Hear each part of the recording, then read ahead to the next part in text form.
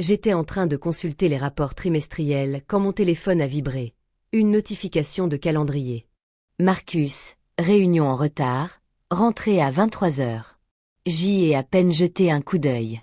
Après 5 ans de mariage, ces notifications étaient devenues un bruit de fond. L'atmosphère de la salle de réunion était étouffante. J'ai desserré ma veste et j'ai fixé le tableau sur mon ordinateur portable. Les chiffres ne collaient pas. La colonne G affichait des dépenses qui ne correspondaient pas à nos relevés de compte joints. J'ai de nouveau parcouru les onglets, et c'est là que je l'ai vu. Un loyer de 3200 $ par mois, pour une adresse dans le quartier de Marina. Nous vivions à Pacific Heights. Nous étions propriétaires de notre maison, un cadeau de mariage de mes parents que j'avais bêtement mis à nos deux noms. Ma main s'est figée sur la souris. Il devait y avoir une explication.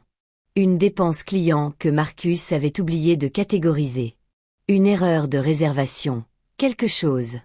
J'ai ouvert notre application bancaire et j'ai filtré les transactions par carte de Marcus. La salle de sport, près de cette adresse de Marina. Des cafés dont je n'avais jamais entendu parler. Des réservations pour deux dans des restaurants où nous n'étions jamais allés ensemble. Tout se passait dans un rayon de 6 pâtés de maison autour de cet appartement. La porte de la salle de conférence s'ouvrit. « Sarah, tu viens à la fête de fin d'année ?» Jennifer, de la comptabilité, se tenait là, vêtue d'une robe rouge, un verre de champagne à la main. « J'arrive tout de suite. » Je me suis entendu dire que je n'y arrivais pas. Je suis restée assise dans cette salle de conférence vide pendant encore 20 minutes, à parcourir 3 mois de données financières, tous les jeudis soirs, parfois les mardis. Le schéma était si évident maintenant que je le cherchais. Comment avais-je pu passer à côté? Parce que je lui faisais confiance. Parce que lorsqu'il avait annoncé un dîner tardif avec les clients, j'avais répondu « D'accord, faites attention ». Parce que j'étais analyste financière, capable de déceler la fraude dans des portefeuilles valant des millions, mais incapable de la voir dans mon propre mariage. La fête. Je devais aller à cette fête. Je devais faire comme si de rien n'était. L'étage de la direction était décoré de ballons argentés et dorés. On avait accroché du buis à chaque porte.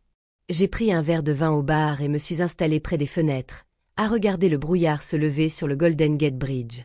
Sarah, enfin, Marcus est apparu avec son équipe marketing. Sa cravate était desserrée, son sourire détendu. Il m'a embrassé sur la joue. Son parfum était différent. Quand avait-il changé de parfum? J'étais prise par le bilan trimestriel, dis-je en levant mon verre. À une nouvelle année réussie. Il a trinqué avec moi et s'est retourné vers ses collègues. J'ai pris une longue gorgée de vin et me suis laissé bercer par la conversation. Quelque chose à propos des indicateurs de performance des campagnes, des taux d'engagement, de l'acquisition de clients. Puis je l'ai entendu rire. Jessica, sa nouvelle assistante. Elle avait commencé en mai, il y a 7 mois. Jolie d'une beauté naturelle, avec ses cheveux noirs et un sourire qui semblait trop éclatant pour l'éclairage du bureau. Elle a touché le bras de Marcus en parlant et j'ai observé son visage, la légère rougeur de ses joues. La façon dont il s'est penché pour mieux l'entendre. J'ai pris une autre gorgée de vin, puis une autre. Je me suis légèrement balancée, laissant mes épaules se détendre, le regard un peu absent. « Ça va, chérie. » Marcus était soudain à côté de moi, sa main sur ma taille. « Je suis juste fatiguée. Longue journée. » J'ai laissé ma voix s'embrouiller légèrement. « Amuse-toi bien. Je vais juste rester là à admirer la vue. » Il m'a serré la taille et est retourné vers son groupe. J'ai continué à boire, ou plutôt à faire semblant de boire. J'ai vidé la moitié de mon verre dans une plante voisine en douce, mais je me suis assuré que tout le monde me voit le remplir à nouveau. 2 fois. La musique montait en puissance. Les gens étaient de plus en plus ivres. Je me suis rapproché du groupe de Marcus, jouant la femme un peu éméchée, riant trop fort à des blagues nulles. On devrait lui dire. Ai-je entendu Jessica dire. Elle me tournait le dos, mais sa voix portait. Enfin, à un moment donné, pas ce soir. La voix de Marcus était calme, mais ferme. Pas ici. Elle a déjà trop bu. Elle a toujours l'air d'avoir trop bu ces derniers temps. Peut-être que si tu passais plus de temps à la maison. Jess, laisse tomber, s'il te plaît. Je m'en occupe. Je te le promets. Après les fêtes, on trouvera une solution.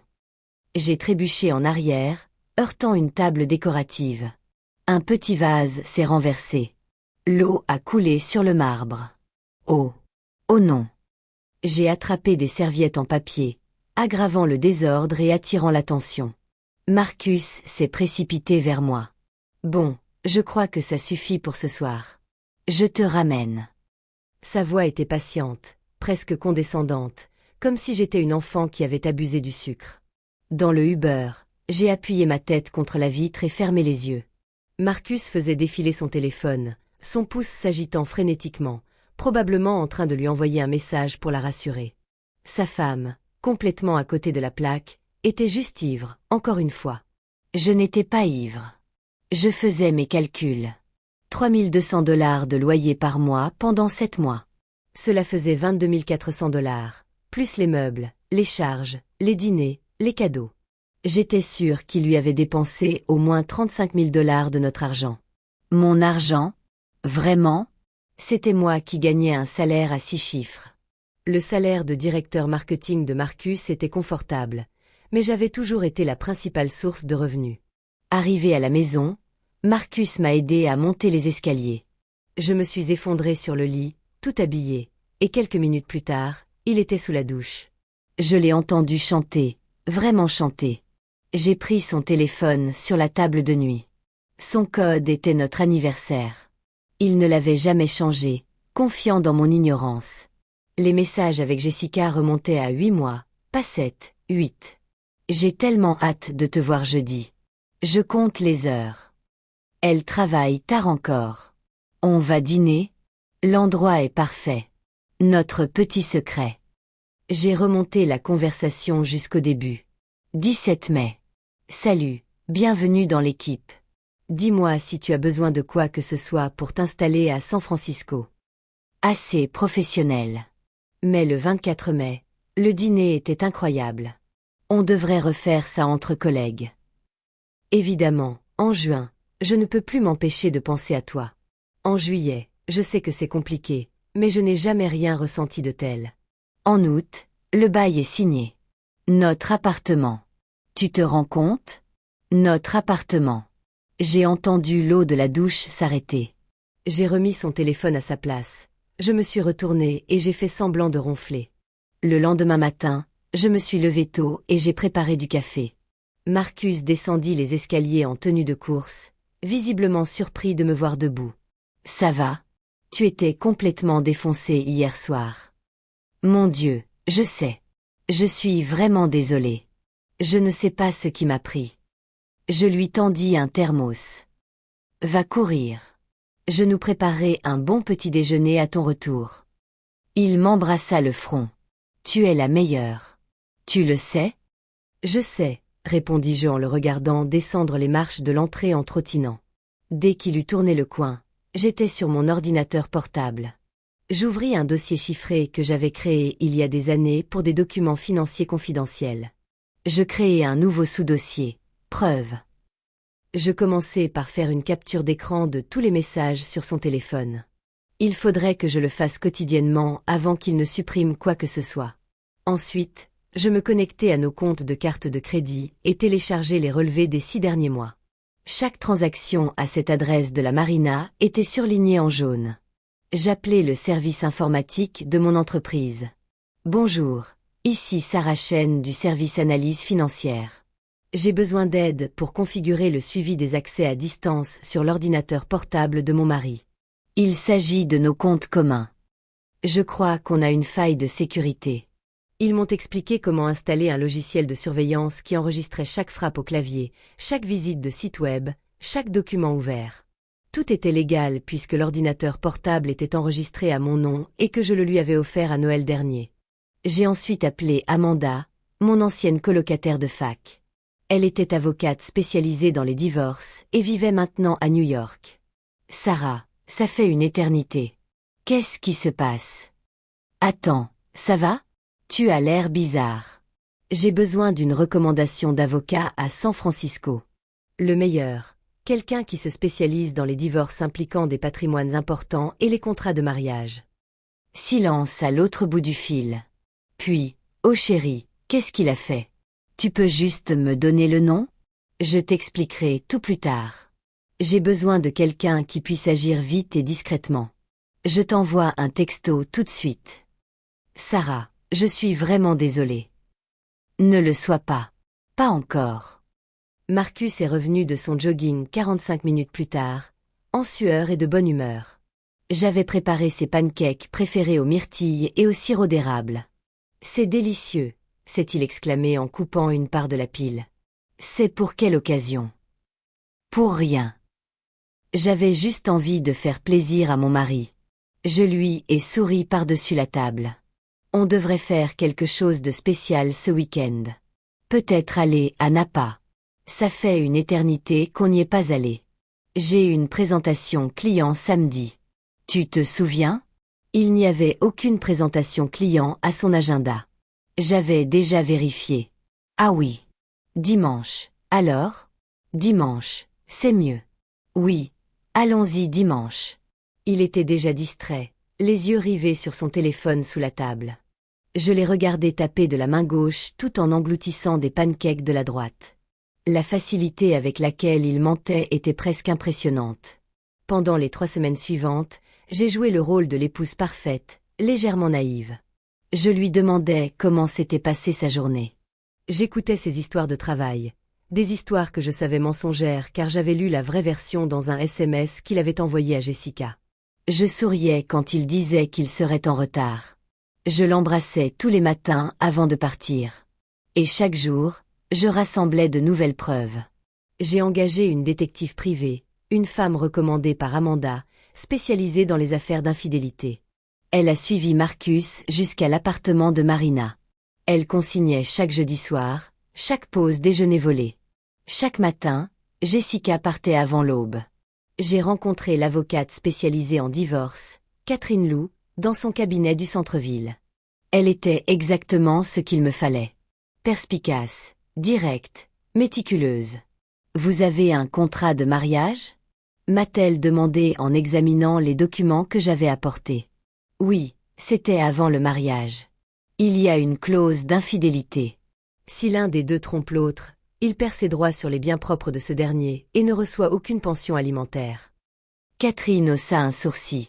Avait-il lu ça avant de signer? Honnêtement, probablement pas. C'était une pile de documents de l'avocat de mes parents. Marcus a juste signé là où on lui disait de signer. Il était surtout préoccupé par l'organisation du mariage et la maison à nos deux noms. C'est là que j'ai fait une erreur. Mais j'ai toujours payé tous les remboursements du prêt immobilier. Enfin, on l'a remboursé il y a 2 ans, mais j'ai payé les impôts fonciers, l'assurance, tous les travaux d'entretien. J'ai les justificatifs. Le bail de l'appartement à Marina est à son nom uniquement. Il a payé avec notre carte de crédit commune, mais je peux prouver que je ne l'ai pas autorisé et que je n'étais pas au courant jusqu'à récemment. Catherine se laissa aller dans son fauteuil. Sarah, je vais être honnête. C'est l'un des dossiers les plus solides que j'ai vus, mais tu dois décider ce que tu veux. Rapide et simple ou un impact maximal? Un impact maximal. Je veux qu'il comprenne exactement ce que il est en train de perdre. Alors voilà ce qu'on fait. On a discuté pendant 2 heures. Catherine a élaboré une stratégie d'une simplicité élégante. Premièrement, on sécuriserait mes biens propres, mes comptes de courtage, mon épargne retraite, mes options d'achat d'actions. Tout ce qui m'appartenait avant le mariage resterait à moi. Le contrat prénuptial le garantissait. Deuxièmement, on demanderait la propriété de la maison en vertu des règles californiennes sur la séparation de biens. Comme j'avais tout payé et que je pouvais prouver que Marcus n'avait rien contribué, j'avais de solides arguments malgré la présence des 2 noms sur l'acte de propriété. Troisièmement, et c'était la spécialité de Catherine, on le poursuivrait pour dissipation des biens communs. Il avait dépensé plus de 40 000 $ des fonds communs pour sa liaison, l'appartement, les dîners, les cadeaux. Je pourrais récupérer la moitié de cette somme lors du règlement. Quand est-ce que tu veux lui signifier l'assignation? A demandé Catherine. Il me faut encore 2 mois. Je veux tout documenter. J'ai marqué une pause. Je passe un entretien pour un nouveau poste. Vice-présidente senior dans une entreprise à New York. Je veux obtenir cette offre avant de déposer l'assignation. Catherine a souri. C'est parfait. À ce moment-là, j'analyse les risques et les rendements pour gagner ma vie. Ce n'est qu'un portefeuille de plus à gérer. J'ai quitté son bureau et repris ma vie parfaitement normale. Marcus et moi avons dîné avec des amis.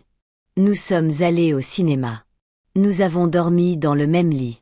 Et chaque matin, je téléchargeais de nouvelles preuves, documentais de nouveaux mensonges et mettais une nouvelle pièce en place. Le plus dur n'était pas de faire semblant. C'était les nuits où je voyais apparaître un message de Jessica sur son téléphone. Tu me manques déjà ou j'ai hâte d'être à demain. Et je devais sourire et demander à Marcus s'il voulait un thé avant d'aller au lit. C'était de le voir me mentir en face sur l'endroit où il était allé. Et de savoir que je ne pouvais pas encore le confronter, pas avant que tout soit prêt. C'était le matin où j'ai trouvé un reçu de bijoux dans la poche de son manteau. 4800 $ pour des boucles d'oreilles en diamant. Et je savais qu'elles n'étaient pas pour moi. Mon anniversaire était passé depuis 3 semaines. Il m'avait offert une carte cadeau pour ma librairie préférée. 25 $. Mais j'ai continué à jouer le jeu, l'épouse confiante, la femme un peu naïve. Un partenaire qui croyait à toutes mes excuses. Au travail, je passais des entretiens pour le poste de vice-présidente. 3 entretiens avec le cabinet new-yorkais. Ils étaient ravis des performances de mon portefeuille et de mes relations clients. Ils m'ont fait une offre début février. Un salaire de base de 320 000 $, plus des actions et des bonus. Une augmentation de 40% par rapport à mon poste actuel. J'ai accepté, avec une prise de fonction en avril. J'ai donné un préavis de 6 semaines à mon cabinet actuel. Professionnel, impeccable, tout se déroulait à merveille. Mi-février, Marcus m'a annoncé qu'il avait une conférence à Los Angeles la première semaine de mars, pendant 5 jours. J'ai vérifié son agenda. Aucune conférence.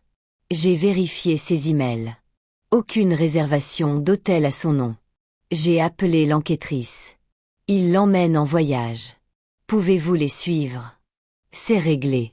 La semaine où Marcus était censé être à Los Angeles, j'ai demandé le divorce. Catherine a remis les papiers en main propre à son bureau à 9 h du matin, un lundi, sachant qu'il y serait juste après que j'ai vidé nos comptes joints et transféré l'argent. J'ai transféré ma part sur un compte séparé dans une autre banque. J'ai également envoyé un courriel détaillé au service des ressources humaines de son entreprise, avec des preuves de sa liaison avec une subordonnée, une violation flagrante de leur règlement intérieur. Je ne l'ai pas fait par vengeance. Je l'ai fait parce que Jessica méritait de savoir à quoi s'attendre et parce que Marcus méritait des conséquences qui allaient au-delà de ma simple perte. J'ai ensuite réservé un vol pour New York. J'allais commencer à chercher un appartement, à prendre un nouveau départ. Mon téléphone a sonné à 14 h, Marcus. J'ai laissé le répondeur prendre l'appel. Il a rappelé 17 fois cet après-midi-là. Chaque message était de plus en plus paniqué. Sarah, qu'est-ce qui se passe? Où es-tu? C'est quoi ces papiers? C'est dingue. Il faut qu'on parle. C'est un malentendu. Rappelle-moi, s'il te plaît. On peut arranger ça. Tu fais une énorme erreur. Je peux tout expliquer. Le dernier message est arrivé à 21 h. Sa voix était différente, plus faible, brisée. Je sais que j'ai fait une erreur. Je sais que je t'ai blessé, mais s'il te plaît, ne fais pas ça. On peut arranger les choses. C'est fini. Je romps avec Jessica. On peut aller en thérapie de couple. Sarah, je t'en supplie, ne prends pas tout. Ne me laisse pas sans rien. Je l'ai écouté une fois. Puis j'ai supprimé les 18 messages vocaux. Je lui ai envoyé un seul SMS. Tu as pris tout ce qui comptait au moment où tu m'as menti. Ce que je prends maintenant, ce sont juste de l'argent et des biens. Tu survivras, mais c'est terminé. Que ton avocat contacte le mien. Il a essayé de contester le contrat prénuptial. Son avocat a plaidé qu'il avait signé sous la contrainte, qu'il n'avait pas compris les termes, que la clause d'infidélité était abusive. Catherine a réfuté tous ces arguments. Nous avions la vidéo de la signature, où on le voit clairement lire chaque page. Nous avions ses propres SMS où il disait savoir qu'il existait un contrat prénuptial et plaisantait avec Jessica sur le fait que la famille de Sarah s'assurait que je ne puisse rien prendre en cas de séparation. Il a essayé de revendiquer l'appartement de Marina comme sa propriété propre. Nous avons montré au juge des relevés de cartes de crédit prouvant qu'il avait payé avec les fonds communs. J'y avais contribué. Il a essayé de garder la maison. Le juge me l'a attribué entièrement, preuve à l'appui, car j'avais payé 100% des frais. Au final, Marcus a obtenu exactement ce que stipulait le contrat prénuptial. Rien. Aucune pension alimentaire. Aucun droit sur mes biens propres. Aucune part de la maison. Il a récupéré ses effets personnels, sa voiture et une facture de 21 000 $, sa moitié des fonds communs qu'il avait dilapidés dans sa liaison. Jessica a cessé de le voir 2 semaines après que l'affaire ait éclaté. Apparemment, le directeur marketing licencié, sans le sou et réputé pour ses infidélités, n'était pas aussi séduisant que celui qui réussissait et avait un avenir. J'ai appris par des amis communs que Marcus était retourné vivre chez ses parents dans l'Ohio. Il travaillait dans la concession automobile de son frère. Il m'a appelé 3 fois depuis le prononcé du divorce, toujours de numéros différents. Je l'ai bloqué à chaque fois sans répondre. Je suis à New York maintenant. Mon appartement à Tribeca a des bails vitrés avec vue sur l'Hudson. J'y étais. 4 mois et je ne suis toujours pas habitué à ce calme, à cette tranquillité. La semaine dernière, j'ai eu mon premier rendez-vous depuis le divorce. Avec Daniel, un architecte rencontré lors d'une soirée professionnelle. Nous avons dîné dans le West Village et il m'a raccompagné. Devant ma porte, il m'a demandé si on pouvait se revoir. J'aimerais bien, ai-je répondu, sincèrement. Il n'a pas essayé de m'embrasser. Il n'a pas insisté. Il a juste souri et dit « Je t'appelle demain ». Et il l'a fait. Je ne suis pas prête pour une relation sérieuse. Peut-être que je ne le serai pas avant longtemps. Mais je suis prête à croire que tout le monde ne ment pas. Que tout le monde ne considère pas la confiance comme une faiblesse à exploiter. Parfois, mes amis me demandent si je regrette ma façon de gérer la situation avec Marcus. Si j'aurais aimé le confronter plus tôt, lui donner une chance de s'expliquer, essayer de trouver un terrain d'entente. Je leur réponds non, car dès l'instant où j'ai découvert cet appartement dans nos relevés bancaires, j'ai su la vérité. Tout ce qui a suivi n'a fait que confirmer ce que mon intuition me disait déjà. Et le confronter plus tôt lui aurait donné l'occasion de... Il était temps de dissimuler des biens, de se préparer, de manipuler l'histoire à son avantage. Au lieu de cela, j'ai pris les choses en main. J'ai rassemblé des preuves. J'ai pris des décisions stratégiques. Je me suis protégée. Certains disent que j'ai agi froidement, avec calcul. Ils disent que j'aurais dû suivre mon cœur, mes émotions, l'espoir que l'amour puisse nous sauver. Mais l'amour ne paie pas les factures quand votre mari vide votre compte joint. L'amour ne vous permet pas de garder votre logement quand il s'approprie la valeur de votre maison. L'amour ne reconstruit pas votre vie quand il planifie déjà la suivante avec une autre. J'ai agi avec raison et c'est ce qui m'a sauvée. La vérité, c'est que j'ai aimé Marcus pendant 5 ans. Je l'ai aimé profondément. Je lui faisais une confiance absolue, mon cœur, ma maison, mon avenir. Et il s'est moqué de cette confiance. Il m'a traité d'idiote. Il s'est construit une vie parallèle tout en dormant à mes côtés chaque nuit. Alors je l'ai laissé croire que j'étais naïve jusqu'au moment où il a tout perdu. On me demande si je suis heureuse maintenant. La vérité, c'est que j'y arrive petit à petit. Certains matins, je me réveille et j'oublie, ne serait-ce qu'un instant, que je suis divorcée, la vie que j'avais imaginée s'est effondrée, je recommence à 0 à 37 ans. Mais ensuite, je me souviens que je suis libre. Je me souviens que je suis désormais maîtresse de mon destin. Je me souviens que la personne qui dort à mes côtés ne ment pas sur ses allées et venues ni sur les personnes qu'elle a fréquentées. Un jour, quelqu'un dormira à nouveau à mes côtés. Quand je serai prête, quand je rencontrerai quelqu'un qui comprendra que la confiance n'est pas de la naïveté, mais un cadeau. Et que la trahir a des conséquences. Marcus l'a appris à ses dépens. J'ai appris une autre leçon, que je suis plus forte que je ne le pensais. Que la patience peut être une force. Que parfois, la meilleure vengeance n'est pas de crier, de jeter des objets et d'exiger des réponses. Parfois, la meilleure vengeance est le silence, la stratégie et un excellent avocat. L'appartement où je suis assise en ce moment est à moi. Rien qu'à moi. Mon nom sur le bail, mes meubles, mes règles. Le travail que j'occupe est celui que j'ai mérité, pas celui que j'ai accepté par défaut parce que la carrière de mon mari passait avant tout. La vie que je construis est la mienne. Et ça vaut bien plus que n'importe quel mariage où j'aurais dû faire l'idiote pour survivre.